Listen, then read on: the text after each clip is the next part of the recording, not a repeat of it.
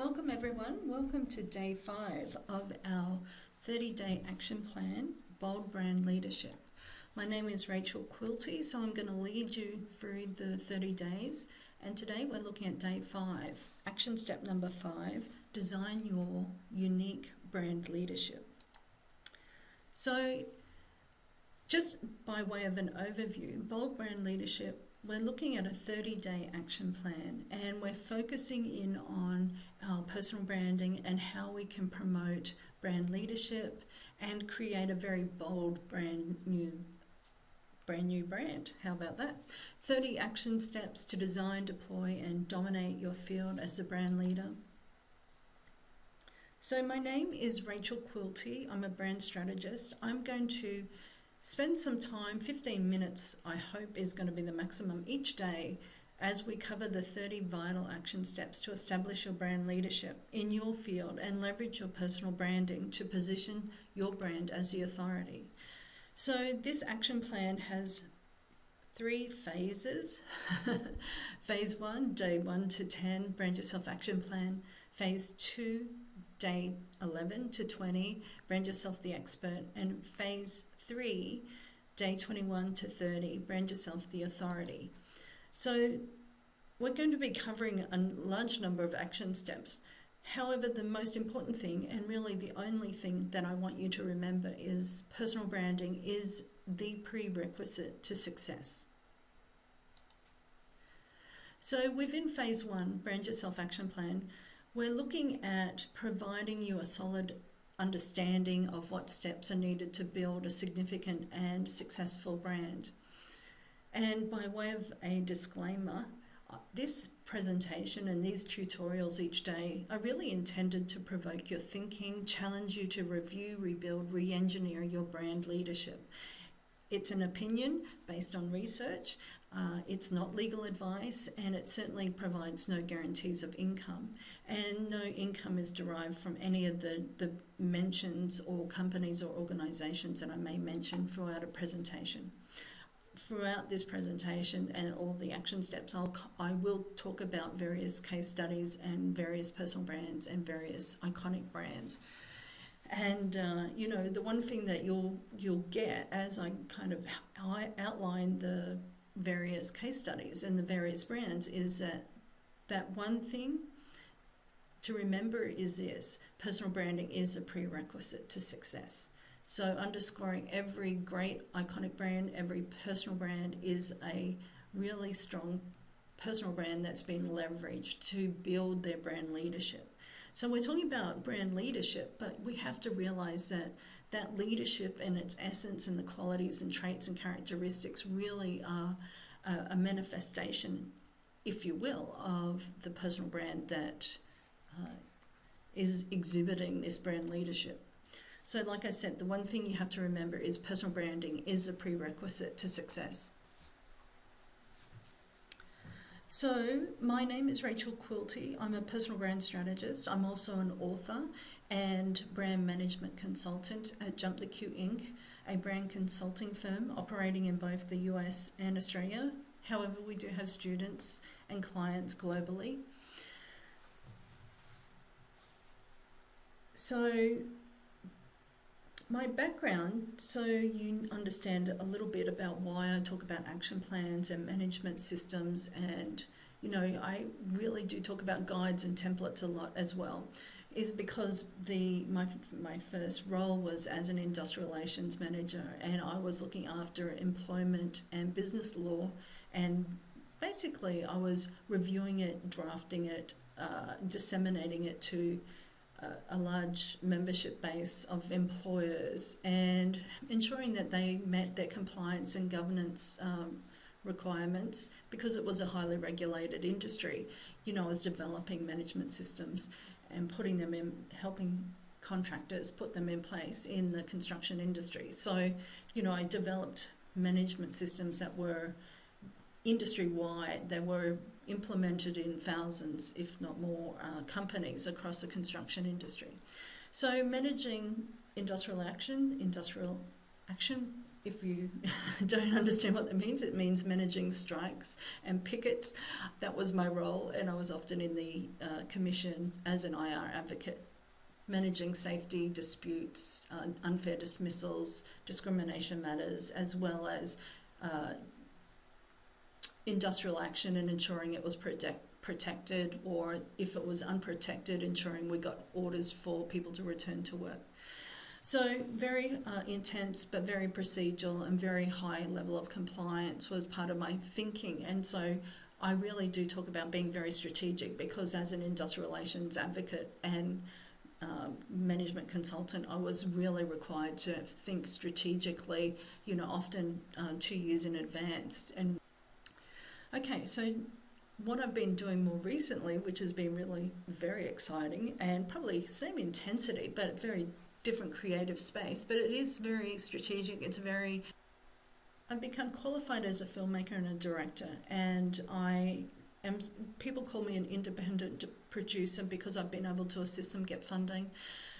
However, I love that idea of storytelling, and so we do interviews and mini documentaries and show reels for our clients. We've been doing it for a little while, over 10 years. However, this skill set has really helped me develop a much better way of bridging into commercial TV and making sure that my clients are given opportunities that may be a little bit more higher level than otherwise. And obviously that all supports your brand communication plan and my role as a content creator. So let's dive into this. Brand leadership. One of the best definitions I've found is was quoted in Harvard Business Review. A leadership brand conveys your identity and distinctiveness as a leader. It communicates the value you offer. And I just love that definition. It's such a well-worded definition. So what value do you offer? And how are you producing your identity and your distinctive character as a brand leader? One of the best things you can do, if you haven't dived into all the action steps, is grab the free resource that we have available at Brand Yourself Blueprint. We have a work journal and a workbook. The work journal is something which asks you a number of questions, and I'd love you to complete that. It's really a prerequisite for all of our students. It gives you an understanding of the type of education that we do, type of training we do, and the level of work that you're going to be required to do that. And while I'm talking about that, the reason that I do have this high barrier to entry, where if it is a prerequisite to our applications and our enrollment processes and moving forward in the training, because we want all of our students to be successful. We want them all to complete. And so far, we have 100% completion, as opposed to 10% of students that purchase training and never complete it. So I'm highly motivated to keep that type of stat for our business. So action step number 5, design your unique brand leadership. The idea is that when you're designing your personal brand and your personal brand leadership or brand leadership, you're looking at reinforcing your brand, your personal brand, with the idea is that you're keeping in mind your target audience until you become top of mind. So let me just say that again. Design a personal brand that will reinforce your personal brand in the minds of your target audience until you become top of mind. So the idea is that to a degree, you're saturating your information and content and your brand awareness on your target audience to the degree that all your competitors are ultimately removed, and that you become top of mind. You are the only choice. You become the thought leader in your field. You become the go-to. You become the mini celebrity in your field. You become top of mind within your clients and target audience. And that's really about ensuring that you develop and design this unique brand leadership that is underpinned by your personal brand, but it really creates a very distinctiveness and a strong identity for you. And like that definition offered, that it indicates the level of value you offer. And so what we're going to be looking at in the last phase is brand yourself the authority, and that is a filter which you want to apply to your personal brand and to your brand leadership. So the goal of your brand is targeting targeting the best prospects, developing a unique market niche, positioning your business as the best solution, maintaining visibility and credibility, and becoming the only choice brand. So you might be thinking about, why is that important? Because what happens when, and I might cover this towards the end of this training, is that it assists you there's a direct correlation between market share and brand awareness. So the stronger your brand awareness, the greater your market share. And so your market share may not be in terms of, clients, but it might be in terms of influence or reach or the ability to influence others. When you're looking at your branding, we look at a number of, how you want to portray yourself. So why I'm suggesting you go and do the work journal is because the first thing you do is look at your existing personal brand, and then you look at what is your ideal brand, and then you start looking at and thinking about how that's reflected in your customer touch points. And so the thing that you need to be doing as we move forward into phase 2 is thinking, well, we want to be branding ourselves as a brand leader. And what is going to make fulfill your clients' expectations and deliver to their preferences and give you that perceived identity which you can premium price. And so for JumptheQ, we looked at white space, we looked at our images, we looked at the colours, and we made sure that it was professional looking. It's not luxury, but it is premium price. So when you're developing and designing your brand leadership, you need to be thinking of what value do you want to offer to your clients? Where do you want to be positioned in their minds? And you start to think that through with your images, with your icons, with your fonts, and obviously with your style as a brand leader. If we think of different people like Richard Branson, Kim Kardashian, Steve Jobs, Jeff Bezos, there's a lot of different ingredients, Oprah, and I talk about J.K. Rowling as well. There's so many leaders that we can talk about. And I'm using fairly well-known brands or brand leaders because you can see those different traits that they use. And you have, fun-loving Richard Branson, a disruptive leadership. And then you have Steve Jobs, very creative, but very determined in his stance and understanding that sometimes order is important in chaos. Order creates creativity. So it's kind of like he doesn't do Google. He's very different from that insofar as Google has a much more playful and creative space, whereas Steve Jobs is a little bit more directed insofar as there's an outcome they want to produce. Okay, so the reason why we're looking at your unique brand leadership is because ultimately you want to premium price yourself. And if you think about a generic soft drink or pop soda, such as Coca-Cola, you see that Coca-Cola might be, say, $4 a bottle or a can, and then you have a generic brand which is $2. So the price difference is $2, and that is your brand equity, and that is your capacity when you start to build your brand leadership to be able to premium price yourself. The added value provided to a product or company by its brand identity is brand equity. This increased perceived value is called premium pricing. And so that is ultimately, let me quote Jack Welch, he talked about being number 1 or 2 within your industry.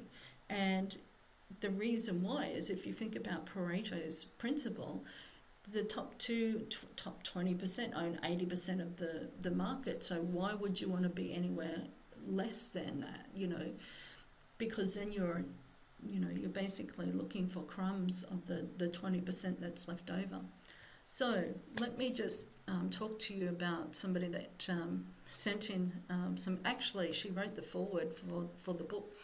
Deborah Thompson-Radel, she said this about myself: when it comes to branding and creating a celebrity image, there is no better expert on the subject than Rachel Quilty of JumptheQ. Rachel's professionalism, quality, and attention to detail is exemplary.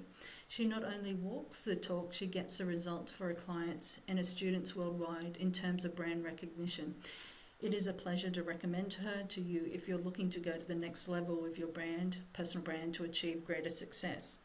So it's always nice to get expert advice, and you need to surround yourself with people that are more intelligent than yourself and experts in their field, so that you can really drive your brand leadership. Now, the reason I did mention that quote from Deborah, which was lovely, is because within that, I have had several people now say exactly the same thing about myself. She walks her talk. And it's one of those things where it's now kind of an established kind of tagline, where people who get to know me over time will just say she walks her talk. And so that means I'm congruent and I'm, have some level of integrity, etc. It doesn't mean I'm necessarily perfect. And it's one of those things, like at the moment we're in the middle of, we're still recovering from the Northern Rivers flood disaster. So I'm literally almost every day coming to you from somewhere different and finding a hot seat somewhere to be able to deliver this content, because we have massive housing crisis, etc. So we're all in a little bit of disorder and disarray, but that doesn't stop us from delivering this kind of content. And it's really important that I help people as we move into the new year to really start thinking about their personal brand and where they want to take it in the new year. So I'm really motivated to make sure that my clients are getting some kind of motivation to start reviewing and re-engineering and rebadging their brands as they move forward. So to accelerate your success, so you can gain a competitive edge, so you can premium price yourself and brand yourself as the authority, you need a brand purpose and mission. And to achieve your mission, you really do need a plan. And so we talk about brand yourself action plan. Let me walk you through this action steps so you have an understanding of where we've been and where we're going. So this is phase 1. Action step 1, discover your existing brand leadership. Action step number 2, determine your brand target audience. Action step number 3, define your true brand leadership. Action step number 4, dominate your field as a brand leader. Action step number 5, design your brand leadership. And I think it's really important to look at the work journal and start unpacking some of those, the comments that are made about you, the values that you want to express, the personality and the character traits that you have, that you want to have established in your brand, in your personal brand, and in your brand leadership. Because most brand leaders are known by a certain managerial style or leadership style, and it's very important that you start to establish that as you move forward. So action step number 6, develop your brand strategic style. We're going to talk about that tomorrow. Action step number 7, devise your brand leadership plan, which is, I guess it's a marketing plan, but it's so much more than that. Action step number 8, decide your desired brand leadership outcomes. Action step number 9, deploy and disseminate your brand message. Action step number 10, deliver your brand leadership promise. So that's where we're headed. And so one of the things that I can tell you about all of the iconic brands, the brand leaders that we know that become quite recognizable, become iconic, become legendary, they were really contrarians. They were really firebrands in a sense. So the best thing you can do right now to help you start thinking through this process is to grab that work journal, grab the workbook, and start reviewing and excavating some of these topics around your brand leadership. So that's at brandyourselfblueprint.com. If you want to cover off some of these trainings and go back and revisit them, then join our Facebook group, JumptheQ, over there, and you can see that we've got about 15 guides, and there's training on the Brand Yourself Blueprint, there's training that we're delivering here, that's over there as well.